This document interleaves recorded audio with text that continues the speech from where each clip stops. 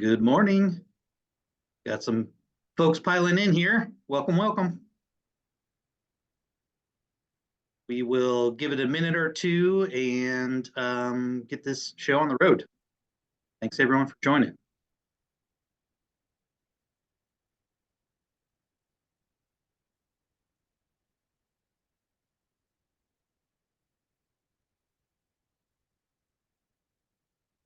Welcome everyone.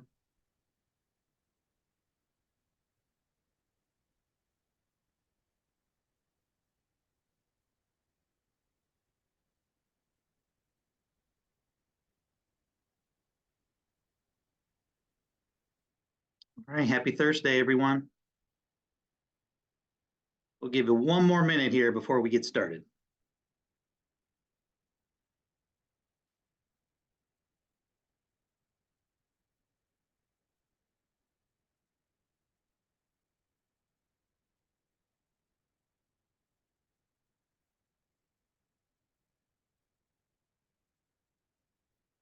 All right, happy Thursday, everyone. My name is Craig Campbell. I'm the Director of Community and Brand Engagement here at Visit St. Pete-Clearwater.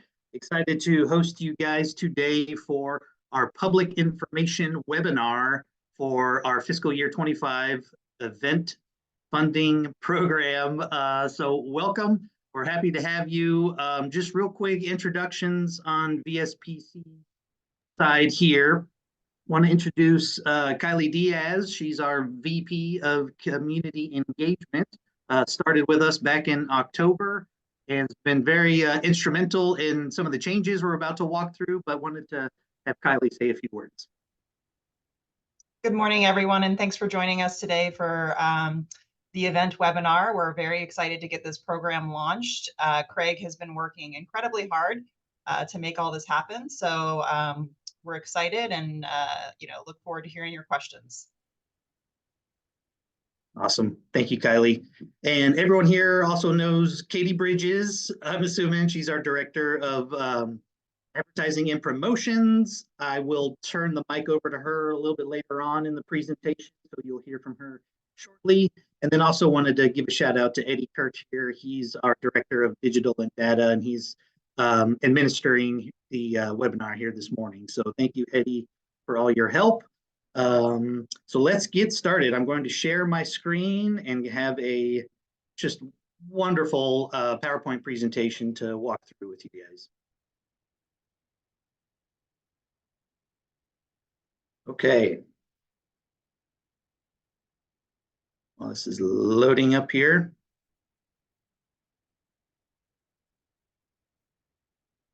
Bear with me, having some technical issues here this morning.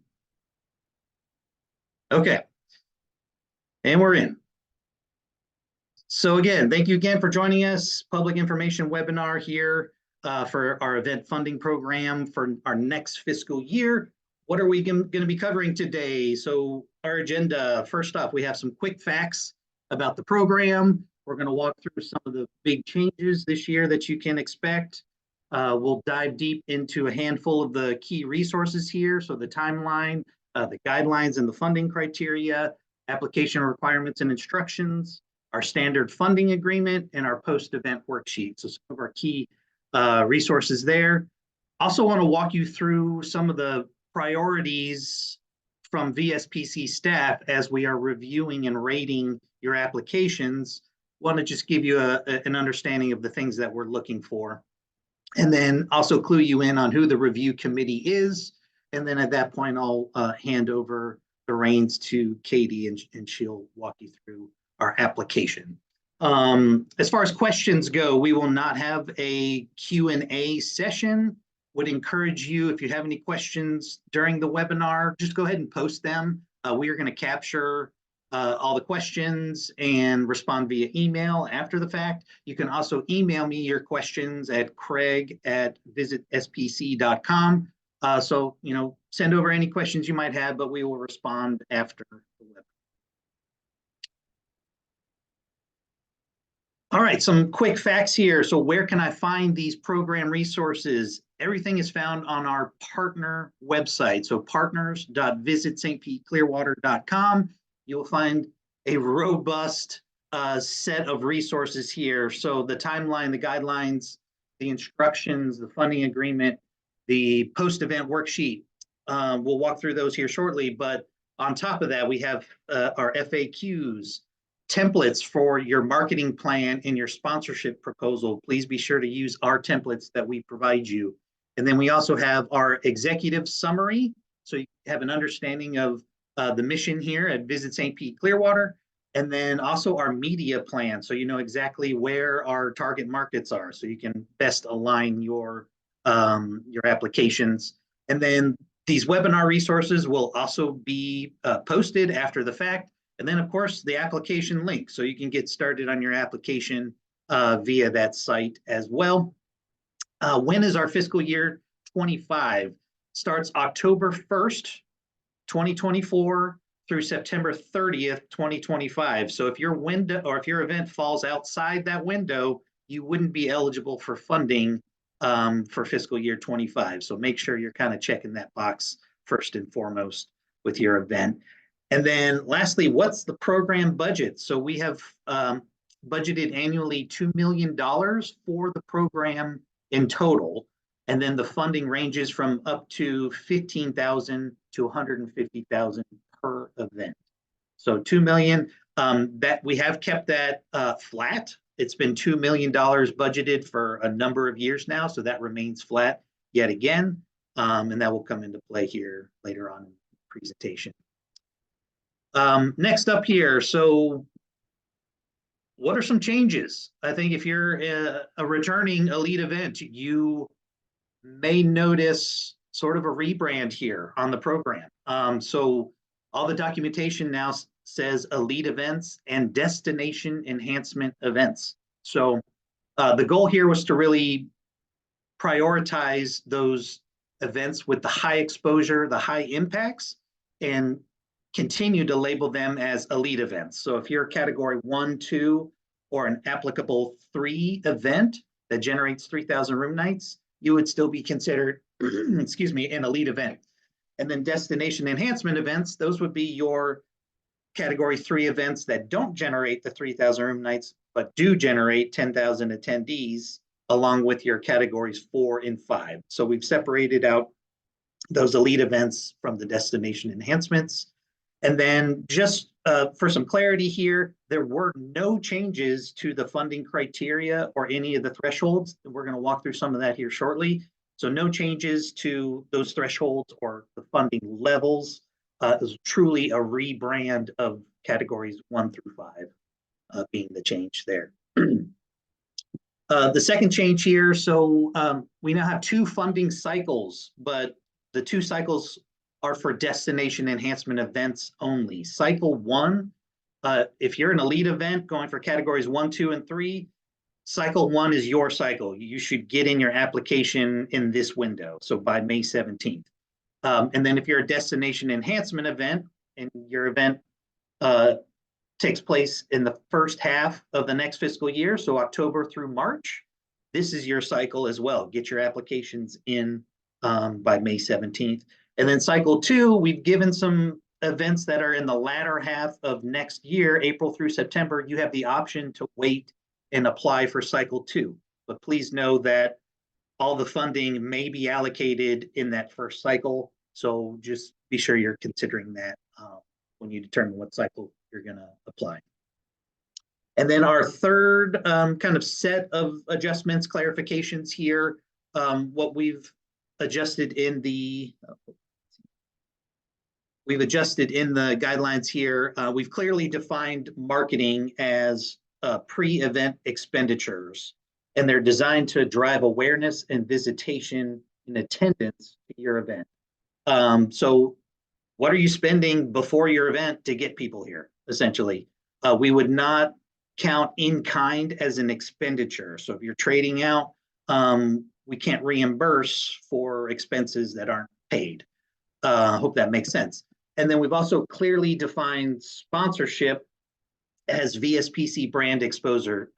So how are you getting the VSPC brand out there either at your event on site with activations, things of that nature, signage, but also pre-event social media, logo placements. So we just really wanted to hone in on marketing and sponsorship and defining those areas. We've also defined broadcast a bit more specifically and established criteria for those national broadcasts to be considered for category 1. We'll jump into that shortly. As far as the timeline goes, so cycle 1 is active right now. We launched this past Monday, so all those resources are available to you. The application link is live. We're taking applications. Cycle 1 closes Friday, May 17th at 4 p.m. So get those applications in. You've got a good month here to do so. And then after May 17th, it goes into a rather robust internal review. So 2 months we're going to be diving into these applications, rating them, scoring them, and then ultimately we take those recommendations for funding to the TDC, and we're scheduled for Wednesday, July 17th at 9 a.m. That's our scheduled July TDC meeting. And then following that, we will take recommendations from our July 17th meeting to the BCC for final review and kind of TBA as far as whether it'll be July or August. So we'll make that announcement as soon as that date is locked in. And then that's just in time for us to launch cycle 2. So we'll know exactly who we're funding, at what level, and what remains for cycle 2, if any, come September and October.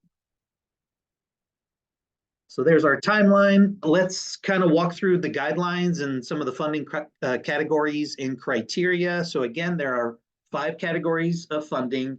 Your category 1 events must generate either 15,000 room nights or 50,000 attendees, but also must have a national broadcast that exceeds 100,000 views.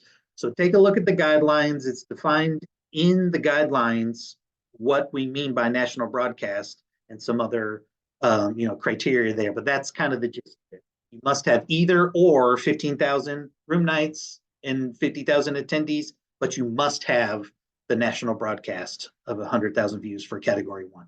And then the maximum up to funding being $150,000. Category 2 drops down a notch here, so 4,500 room nights or 15,000 attendees, up to maximum $75,000. Category 3, again, a little bit lower. So here's where we have the line separating elite events from destination enhancement events. So if you're category 3 and you can demonstrate 3,000 room nights, that would be considered elite event. Or if you cannot demonstrate the 3,000 room nights, but you can demonstrate 10,000 attendees, you would be a category 3 destination enhancement event with max up to funding 25,000. And then category 4, the room night requirement comes out, and you just need to demonstrate 7,500 attendees for up to $20,000. And then category 5 is a new event to Pinellas County. Not necessarily a new event to the program, but if you're just a brand new event, it's your maximum up to is $15,000. There is an asterisk there next to all the funding levels. Just wanted to, touch on that. If you are approved for or recommended up to $150,000, you're not necessarily locked in for that amount. It's still subject to negotiation, and we may find, a more appropriate funding level that's not the maximum. So just sort of a heads up there. And then heading into some of the other resources on our website. So the application requirements and instructions. There's a document on the website.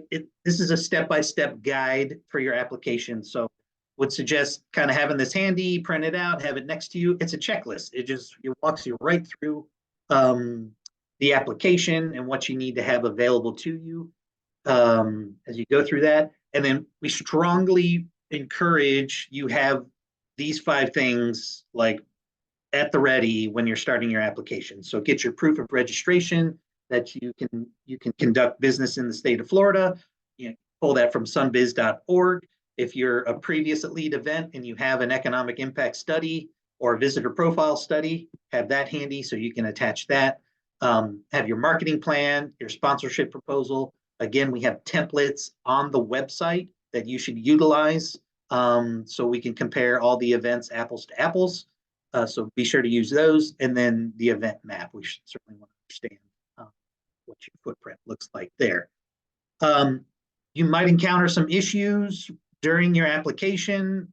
Please don't hesitate to reach out. Here's my contact information. Again, email craig@visitspc.com. Just let us know if you encounter any issues or, again, if you have any. The standard funding agreement. So this is also posted to the website. This is our boilerplate agreement generated by the county attorney, and this is for every elite event. We do not change or make edits to the agreement. So just make sure you're reviewing that in advance and you're comfortable with all the verbiage in our standard agreement. And then once we do go to an agreement, the exhibits that you provided, the sponsorship plan or proposal and the marketing plan, those get attached to the agreement. So that's where those come into play. So it really codifies everything there. Next up, the post-event worksheet. Really, this is your checklist for after the event, what you need to do, what you need to complete. We require all events to give us all the information 45 days after your event. So just make sure you're getting this information to us in a timely manner. Again, it's all posted to the website, so take a look at that. But it's straightforward: an invoice, a W-9, a worksheet that takes maybe 5 minutes to complete, just basic information about your event, and then proof of performance. So everything we agreed to in exhibits A and B, show us the proof of performance for those, and then we're good to go. And we will take a digital or a hard copy version of that. So let's talk about what it is exactly that VSPC is looking for and what we're prioritizing moving forward this year under the new elite event / destination enhancement format. So mentioned before, our budget, it remains flat, $2 million. Last year, just an example, we had 47 applications and a $2.6 million request.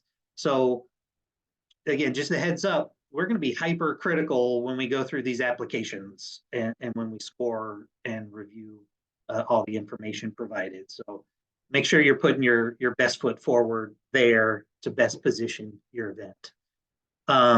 We are prioritizing exposure, impacts, and alignment. So awarding those elite events that have proven ability to generate exposure and impacts. So the room nights, the attendance, that's how we're prioritizing here. Any remainder in funds would then be allocated to the destination enhancement events if available. So again, there's a scenario out there where all $2 million gets allocated to elite events. So just be aware and cognizant of that. And then alignment, certainly would put heavier weight on those applications that align their marketing plan with ours. So if your out of market spending is in our strategic markets, yeah, that's our preferred route versus a more local spend or a non-strategic market. So be sure you're looking at the executive summary and our media plan so you understand what it is that, the key markets for us. And then methodology here. So give us some hard data and or previous studies that you might have access to substantiate your projections. The honor system's not going to fly. We need something hard that really gives us confidence in the numbers that you're giving us. Of course, ticketed events, it's a little bit easier because you're automatically collecting zip code data or some other type of data. So you should have that available to you. And then for non-ticketed events, highly recommend just do a quick Google search on Jacob's method. So that is a methodology where you take snapshots of your footprint, during different periods of your event, and it helps kind of extrapolate some information there. It's not a hard, totally proven science by any means, but it's something, and it can help make your case a bit stronger.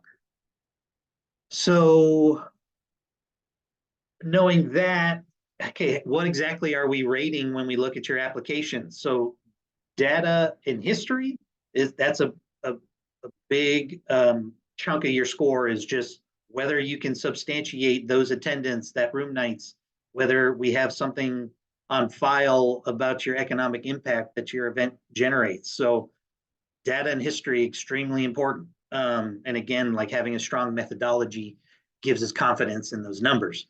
The marketing and sponsorship plans, so the values of these plans and proposals you're giving us, this is where kind of that alignment comes into play here. That marketing plan that fully aligns with ours, that's going to have a stronger score more than likely than someone who doesn't. And then other considerations that we will certainly factor in here is the timing of your event. Does it take place during spring break season when we're already at max capacity in our hotel rooms? Or is it maybe in a non-peak season where we need to fill, where we have a need period? So, that will factor into the score. Whether your event conflicts with other major events in the county and or like in your specific community. So an example, we would not consider to be conflicting events. Let's say there's an event in Palm Harbor and an event in Treasure Island and an event in St. Pete in one weekend. Those are not conflicting. They're kind of far enough apart that they don't truly compete or conflict with each other. However, one instance that would be conflicting is say there's 4 events in downtown St. Pete all in one weekend. We would factor that in. Those would be considered conflicting.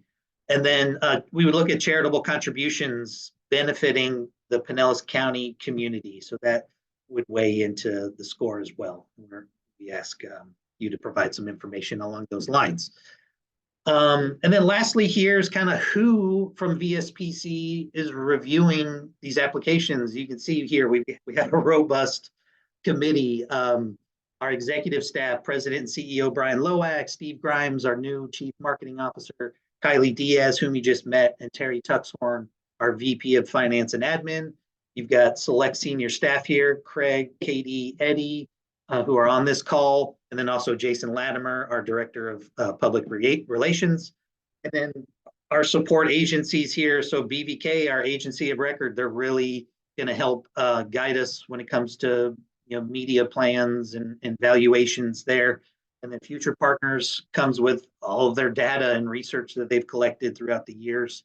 And then the county attorney certainly helping make sure we're keeping everything kosher there. So thank you to Amanda Coffey for her help there. But just in a nutshell, like our goal as a group is to find the best use of the $2 million budget that we can. So that's it. So I'm personally excited to see all the applications this year. It's great to have everyone on board and watching the webinar. I'm excited to see, the applications. So with that said, this completes my portion of the presentation. So I'm going to kick this over to Katie Bridges next up. All right, Katie, it's all yours. Thank you, Craig. I am going to share my screen here and just show everyone where the application is. So as Craig mentioned, on the partners website, if you scroll over to the side for resources, you can see Elite Event Funding Program, and that will bring you to the page here with all of that great resources that we have, including the forms, the templates for the marketing plan, as well as the sponsorship proposal. But at the top here is the application. It is digital, same for our returning applicants, same process and form as last year's, just updated with some of the changes and some of the dates. So all of that information is on our Jot Form website. for application. And be sure if you don't fill out the application and in one sitting, there is a save and continue later button. And when you click that, it'll allow you to sign up to save the submission as a draft with your email. So I won't walk through the whole application, but it outlines, general information, the event info and timing, history, the attendance and the room nights data, the marketing and advertising plan, uploading that, and our sponsorship benefits, and then just signing it to certify that you've read all of the documents. And then here at the very end, you can print it, review your answers, and then submit.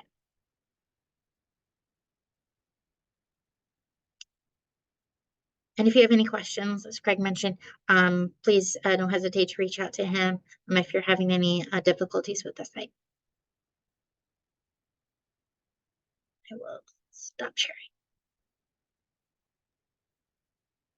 Okay, Katie, thank you so much. Well, that concludes our webinar here. Thank you again for everyone's time. Looking forward to seeing the applications. Eddie, you got something? Well, we just have a couple questions in the Q&A, so I didn't know if we wanted to take the time to answer those. One is any tips for estimating attendance for free events in a way that VSPC would support? Or similarly, any recommended resources for conducting a visitor profile study? Do you want me to take that? Yeah, we're lucky we have you. Get the data guy on the call. So yeah. All right. Yeah. So as Craig alluded to in the webinar, the Jacobs method is kind of a way of estimating attendance for free unticketed events. Really, any additional images taken over the course of your event, preferably as high up as possible, will help us be more informed in what those attendance numbers looked like. Additionally, if the event had some sort of police presence, they usually offer attendance numbers, and we've seen those come through with previous submissions as well. If we're a new event, could be classified in the category 1 or 2 section, are we still capped at the 15,000 for new events? That is affirmative. Yeah, if it's a brand new event, it's never taken place in Pinellas County before, and we have no data whatsoever, then it would be a category 5 classified under a new event. Okay. Can this PowerPoint be emailed out? 100%. Yep, we can email out to anyone that's registered right now, and then we'll also post it on the resources page as well. And then the last question I see oh no, there's one more. How do we establish room nights? You want to take that one? Yeah. So we have traditionally established room nights by understanding the percentage of guests that are here staying overnight versus visiting for the day. If there is a way that you have available to understand that breakdown, that is very helpful for us. If there's any other resources or information you might have, but it should be noted too that in lieu of solid room night data, any information you have on the attendance sizes, where your guests are coming from, will also be helpful in our criteria and evaluation. I'll also add there, partnering with hotels. So if you have hotel partners that have room blocks, and they can help ask visitors when they're checking in, what's the reason for being here. That has always been helpful as well when we see, partners demonstrate that they have, partnerships with hotels to promote the room night stays. And then, as Eddie mentioned, understanding, with visitor profile studies, to understand who of your attendees are from out of town, then we can make some estimates that they are staying overnight. All right, excellent insight there, guys. Appreciate it.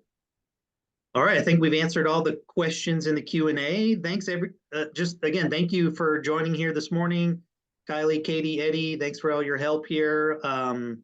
Looking forward to seeing some applications and hope everyone has a great rest of your Thursday.